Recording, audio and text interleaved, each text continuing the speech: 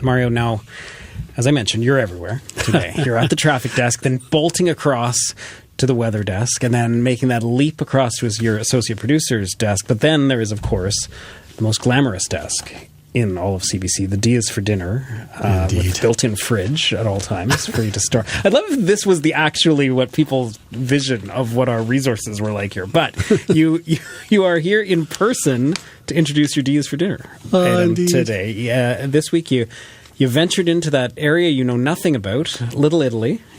Brand new to you. Yeah, brand new. There is Italian Week news to share, is there? Yeah, well, it begins June 6th, and it's 10 days long, so all the way to the 16th of June. And if you haven't been before, loads of free activities for people, events to participate in. They want you to know you don't have to be Italian to enjoy this, of course. Okay, good. Recent years, organizers have added some stuff. Because of the pandemic, they went to the Zoom classes, and now they've turned those back into in-person classes. So they've added this element of the master class. And, of course, being Italian Week, food, culture, libations. Very nice. So what do you get at a masterclass? So the workshops you can sign up for focus on kind of like the Italian living, La Dolce Vita kind of feel. They're very popular. And I went over to Sala San Marco earlier, and I spoke to Tristan Bragalia Murdoch. Mm-hmm. He's no stranger to All in a Day. You've spoken to him. I've spoken to him. He's a wonderful sommelier, but he knows about beer. He's also a mixologist. And so we talked about his master class on unique artisanal Italian wines. These are wines you might have heard about, but you can't really get access to normally at the LCBO. So I had a nice chat with him earlier. And then I also spoke to Lydia Di Francesco. She's the executive director of Italian Week, and she gave me kind of the broad strokes on what people can expect. The other two master classes, one is being run by Daniela Crocco, chef. We've spoken to her in the past. She's giving a great pasta masterclass. And the founder and owner of Francesco's Coffee is also giving a coffee masterclass, which will be really cool. Nice. And of course, Francesco's is one of the first kind of locally roasted coffee roasters in the city. So that'll be pretty exciting. But here's my chat with Lydia and Tristan. Lydia, I've got to say, the past few years, Italian Week for me has been a real source of pride because I grew up with it here in Ottawa, and seeing the way you have made it evolve over the years, keeping the traditions, keeping the really amazing stuff that we all used to, but then incorporating these new events, these new activities, has been really cool. So tell me a little bit about what you're bringing to the table this year and what we can expect. Okay, well, awesome. It's so great to be here with you on Preston Street, Mario. And yeah, thank you. We've been working really hard the last number of years to add in more of a culture piece and more of an education piece, especially for a lot of people who aren't Italian and who want to learn about the culture, right? We have a lot of people in the city and elsewhere who love Italy, love the Italian culture, and we want to provide that education for them in a fun way. So we created master classes. We've been doing them since 2022. They've been a huge hit. So we have 3 master classes this year. So we have one on pasta making, we have one on coffee, and we have the one on wine, which we're going to hear from Tristan in a few minutes about that one. And they've been very, very popular. We still have some tickets for the coffee class and the wine class. So if you're interested in that, head to our website to grab your ticket. We actually reached out to the National Gallery of Canada this year because there are a lot of Italian works of art in the gallery in the European section. And so we asked them if they would be open to doing a tour for our guests. And so they said yes. And so on Thursday, June 6th, it's part of their free Thursdays. So every Thursday from 5 to 8, you can go to the art gallery for free. But go on June 6th, and they're going to offer a tour, a 30-minute tour in English, and one in English, one in Italian, specifically focusing on the Italian works, talking about the art, talking about the artists, talking about the history. And so we're really excited that they've jumped on board for this. One of the other really, really interesting things that I'm so proud of this year that we're doing is a walking tour of Little Italy. So on the 8th and 9th, we have over 100 people signed up, which is fantastic, to come and walk the streets on Preston, walk some of the little side streets, and really learn about the history of Little Italy, the people who created this neighborhood, some of the businesses that have been involved, and all that. And then we also have a historical heritage piece that we're doing. So we're doing a panel with Bob Shirelli, and Pat Nicastro, and a new member of our community here. He came from Italy, I think about 3 years ago, a guy named Francesco.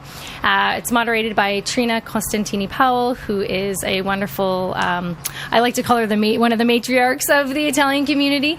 And so they're going to be talking about sort of their immigration experience. And what'll be really interesting is that they each have a different perspective, from Bob, from his family coming after World War I, to Francesco, who just recently arrived. And so I'm really, really looking forward to that event. I think those are the stories that especially the younger generation should be hearing about, should be learning about. So that's really fun. And then, of course, we have our grand finale weekend, which is put on in collaboration with the Preston Street BIA. We've got a ton of activities happening for that. So the street closes down Friday, June 14th, and Saturday, and the Sunday, the 16th for Father's Day. So there'll be a lot of things happening. We've got magicians and jugglers and stilt walkers, and a lot of restaurants have extended patios. And so lots of good food to eat, some musicians, performances. We have the Fonte d'Amori Tarantella group performing again. And it's just honestly, like you said, you come down and you walk the street, and there's such a liveliness and such a joy. And, you see old friends, you meet new friends. It's really just a good time. And you're bringing someone in from Toronto. David Rocco is coming to town. Tell me about that. Yes. Oh, my goodness. We are so excited. So David Rocco is basically Canada's celebrity chef. He's the biggest celebrity chef that we have. And he's coming here to Sala San Marco. And we're doing an amazing event where he's going to be sharing a bit of his story. And then we have food and drinks provided by Ital Foods and Epica Distinct Spirits. We're doing 10 food stations. I'm not going to give all our secrets away, but if I can say, hint, hint, Parmigiano Reggiano wheel is one of the things. And we're going to have wine tastings and cocktail tastings, Amaro tastings. It's really going to be, honestly, a great time, a really good vibe. Tickets are 50% sold out, and Ottawa is a very last-minute town. So I encourage you, if you are one of those last-minute people, don't wait too long. Grab your ticket because they are going to sell out. And honestly, I've met him now a few times over Zoom, and he is just a lovely, lovely human being. So I think everyone's going to be really happy to meet him. They'll get to take photos with him, talk to him personally a little bit about his experiences. So, yeah. What awesome segue opportunity for me to segue over to our own culinary and wine, beer, and spirits royalty, Tristan Bragalia Murdoch. Dude, it's great to see you again. Yeah, you too. Thanks for the wonderful introduction. Glad to be here.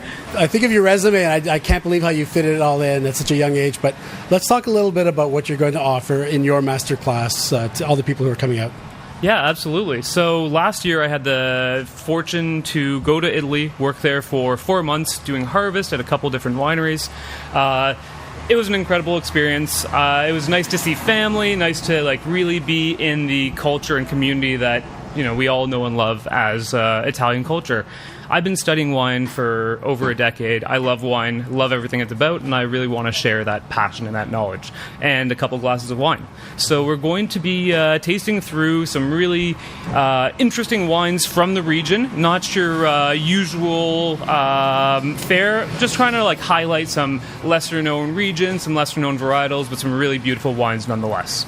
How about we talk about that? Because, we all know Chianti. We all know the different popular regions of Italy when it comes to wines. But where are you going? All over the place. So the thing about Italy, it's a small country that produces most of the wine in the world. It usually goes back and forth between France and Italy being the largest producer by volume of wine. Italy has vines growing everywhere across the peninsula and over 290 unique varietals.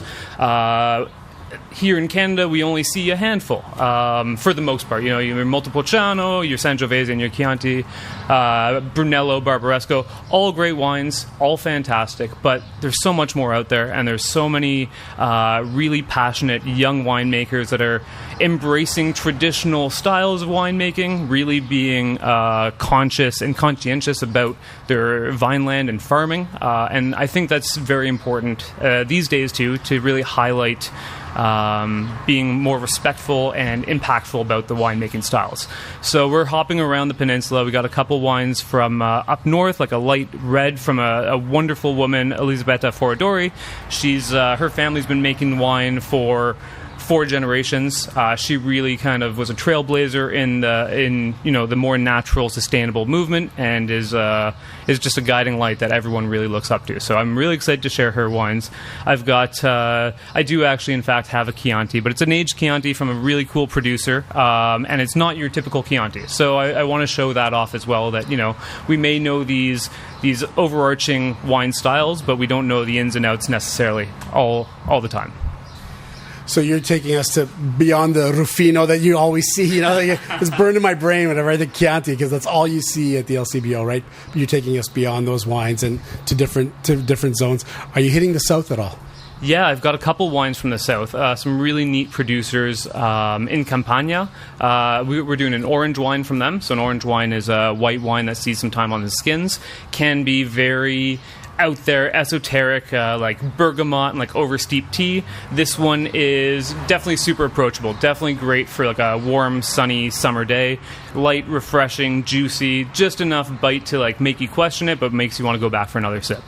Most wine drinkers here in Ottawa that I've noticed are seeking out the stories of this, husband, wife, parents and children kind of going into this world of making wine and seeking out the stories from their history and going back to the land and really respecting what they're growing rather than just trying to fit into a box that will sell globally. So with these wines, a lot smaller production, a lot more care I find that goes into them, and just the passion. You really taste it, and I think people are really excited to try something different, something that will change their perception of what Rufino is versus this Chianti that I'll be pouring. There's leagues between the two, but they come from the same region. They have the same overarching principles and regulations, but what you can do within those zones is very exciting. I can't wait to hear more about this, so thanks so much for taking the time. Thank you so much. It's a pleasure. Lydia, tell me how people can sign up. How can they get involved here? Yeah, so basically everything's on our website. So it's ItalianWeekOttawa.ca. We've got all the links to sign up for our events, and that's where you can find out the schedule. We've got Grand Finale weekend schedule up there as well. And so we're also on socials. We're on Facebook and Instagram with Italian Week Ottawa handle. So we're really looking forward. We can't wait. Please, everyone, pray for good weather. It often rains. No, never. It does. Never. So we're going to hope for sunshine this year. Thanks, guys. Thank you. Lydia DeFrancesco from Italian Week Ottawa speaking to our own Mario Carlucci. You also heard from Tristan Bragalia Murdoch, who discussed his artisanal wine tasting masterclass. Space for all the classes is limited, so you reserve your spot as quickly as possible by going to ItalianWeekOttawa.ca.